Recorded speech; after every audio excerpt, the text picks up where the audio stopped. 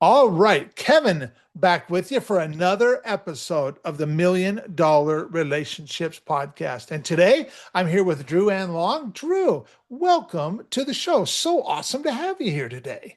Hey, I'm excited. I love to do podcasts. I appreciate people like you who give me a platform to continue to do what I love. Yes, yes. And, I'm going to start off by giving a shout out to your PR gal because Jasmine Bloomhoff, she was the one that reached out to me on the quoted platform and was like, Kevin, I think Drew Ann would make a great guest for the $1 Million Relationships podcast. And then she goes on to tell me why.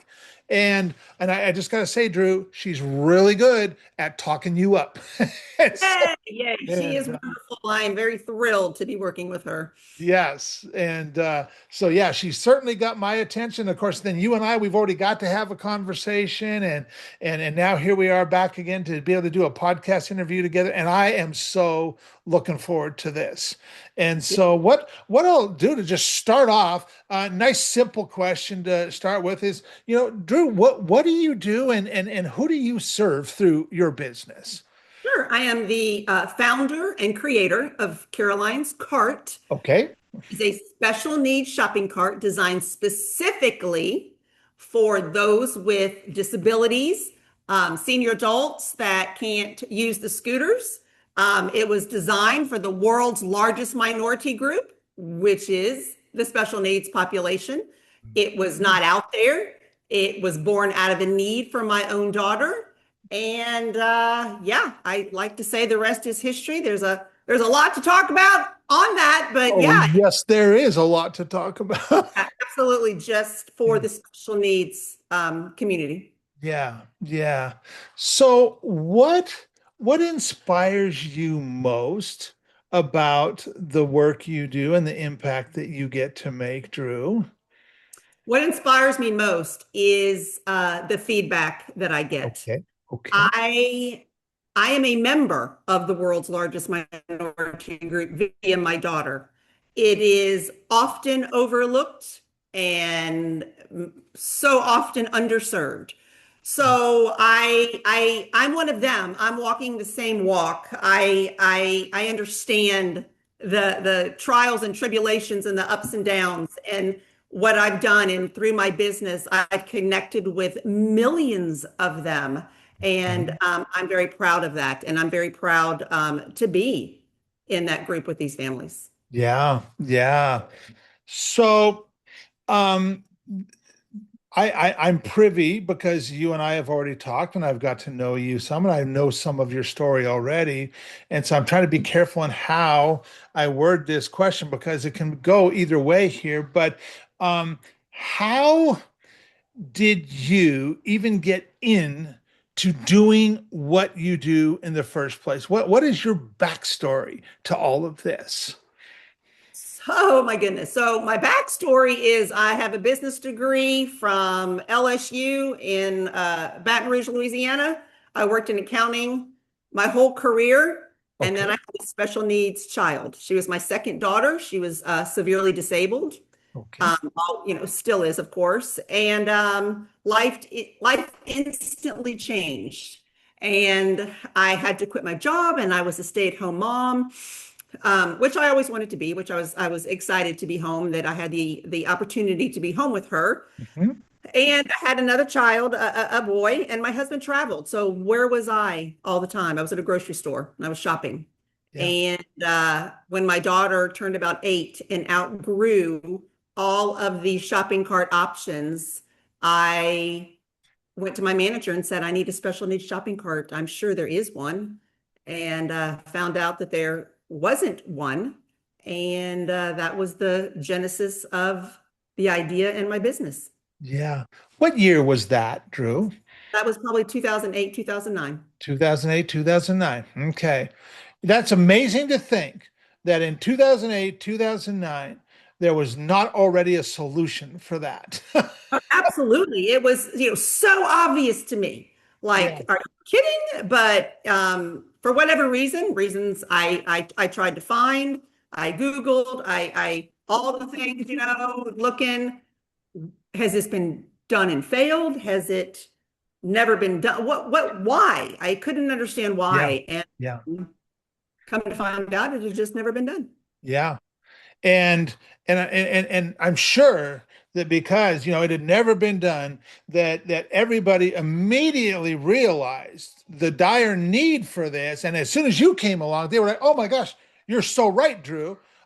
Everybody just jumped on board. I'm being so facetious. I saw Yes, that you look. are. Because I'm going to get a rash on my neck. You're going to get me all upset. I mean, that was the exact opposite of how that went down. That's for sure. It was that's how I wanted it to go. That's how I Uh, thought it would go. And I've never had so many doors slammed in my face yeah. trying to keep me from doing this. Yeah. So let's talk a little bit about that. I mean, so tell us. I mean, you realized this was a need, and Yep. you and so you got a hold of your local grocery store, and they're like, "No, we don't got anything like that." And Right. so what happened? Like how did things start? Being so busy with three little kids, a husband that traveled, one severely disabled, I had to really just put it in the back of the vault. My husband calls the vault, and because I didn't have the time, I didn't know how to do it, but it just kept coming up in my mind. I couldn't shake it. It was becoming all consuming. So after about 6, 8 months, I was like, I gotta do. I'm tired of thinking about this all the time. So I went to my husband and he's like, I'll be your biggest cheerleader. I work and I travel for a living. Um, Go for it. So I drew it. We had gone out to dinner one night. I drew it on a napkin. It's very simple if you've seen it.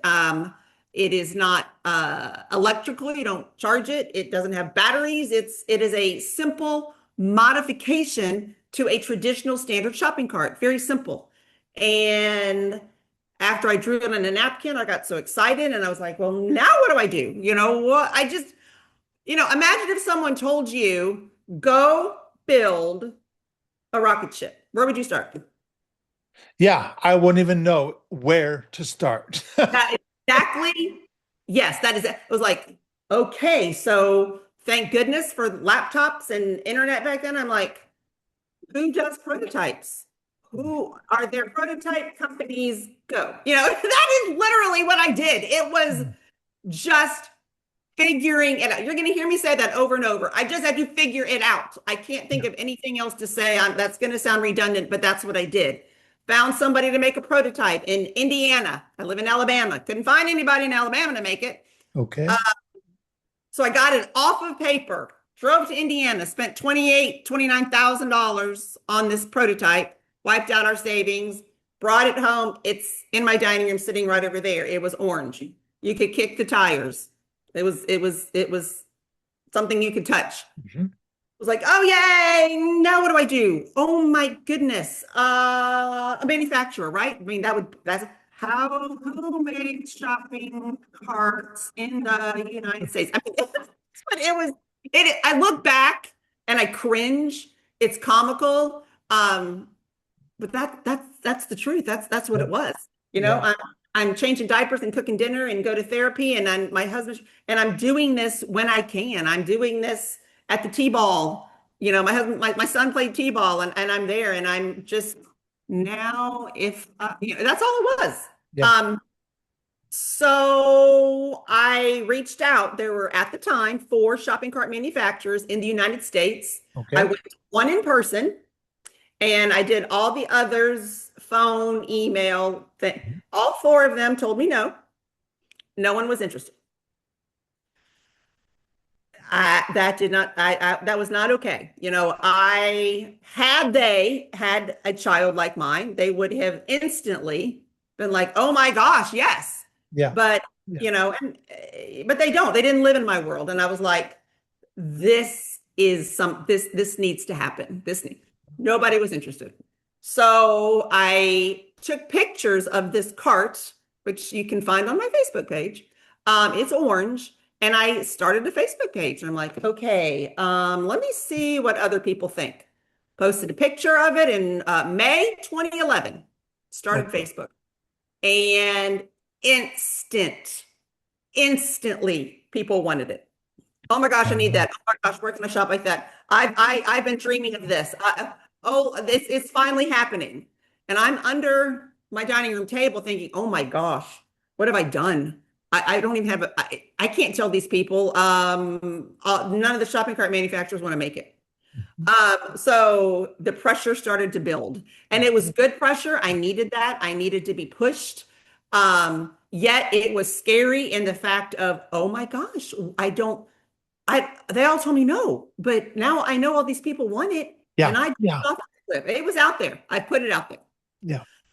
I had to start the patent process, the provisional patent, all the patents I had to start because I had put it out there. So I'm spending money like I have it, which I don't. And a lot of panic set in, and I was like, I've got to find a manufacturer. So again, I found